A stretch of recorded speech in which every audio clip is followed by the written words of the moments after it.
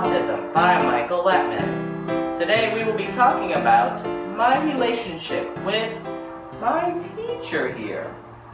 Part 4. Part 3 has been completed. This is part 4 of the segment. You have helped me get my SSI back, and when I went to visit a judge, you were there. So I can earn some extra money for my future. That's a big help for me and my grandmother. What I think is, it wasn't so much about money, although I know you do care about that for your grandmother, but I think it was more about you, when I spoke with the judge, and I think you had no idea how well I knew you. You know, and after we left, you were really feeling good, I think, because you felt like, wow, there were all these little details that I explained to the judge that you were surprised that I noticed. And that, I think, help you believe that I care, and it builds trust. And when you have trust between two people, then there's a lot more that you can do, because you believe that I care. And if I care and I give you a little criticism, or if I talk to you about something that you may not like, you know it's not because I don't think good things about you. Am I right? I guess so. You're correct. Okay. All right. I'm a little impressed with you. You say after someone graduates, you still help them. You still are in contact with them. Yes. What happened to me after I graduate? Would you just let me go just because I'm not your student anymore? Because I'm on my own or something? Well, I know that you're worried about that. But I think that you've learned that even if you've graduated and you need help, you can always come back. And I know you're always asking me, how come? Why do you do that? When the students are gone, they're gone, right? Right. You say that all the time. But really, that's not what I do. Really? I will say it again. How come you don't just let them go? They're not your students anymore. They graduate. They're going into their future. You could just let them go, make room for new students, right? I care too much about you. I couldn't sleep at night knowing that maybe there's something that I could do to help you if you're unhappy. And that's just who I am, you know? I can't change that. Okay, so you're an understandable teacher. Okay.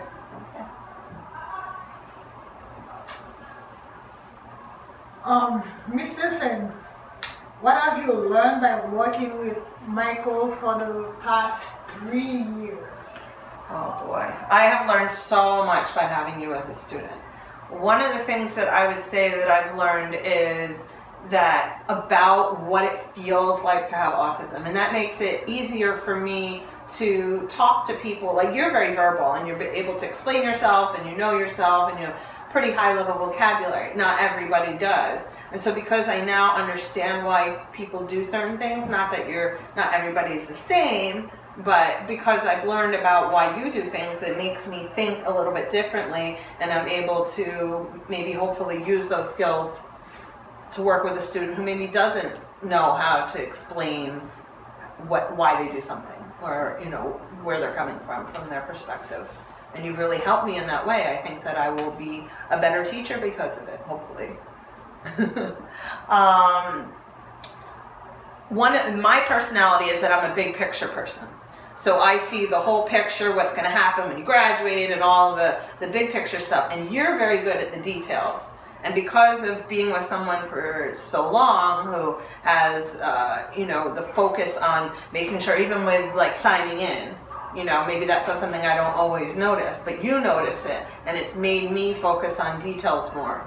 And that makes me better. I should focus on details. And then I would say one of the things that I've always wanted to work on, and every year I try and get better and better at it, is being able to ask the same question in many different ways.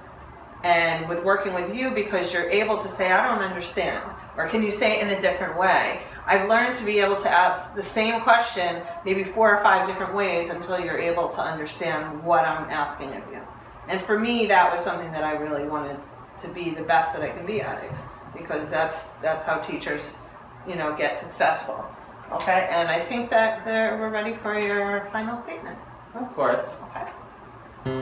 My final statement is this. To all you autistic people out there who found very good teachers that you enjoy being around with. I think you should enjoy being around with them more often because they are enjoyable for you to be around with, and they are understandable to make you feel good all the time. And to you teachers out there, if you meet an autistic person who enjoys being around with you all the time, then be okay with it, appreciate it, because that autistic person really cares about you and enjoys being around with you a lot. You make them feel good on the inside. As well as the parents. There might be good parents out there in an autistic person's life to enjoy being around with. Someone they enjoy a lot being around with. Generous, appropriate, understandable, kind, caring adult that an autistic person enjoys being around with a lot. It makes them feel good on the inside. And the autistic person would like that very much. Just like I enjoy being around this very good teacher of mine. That's the end of this statement. That's all.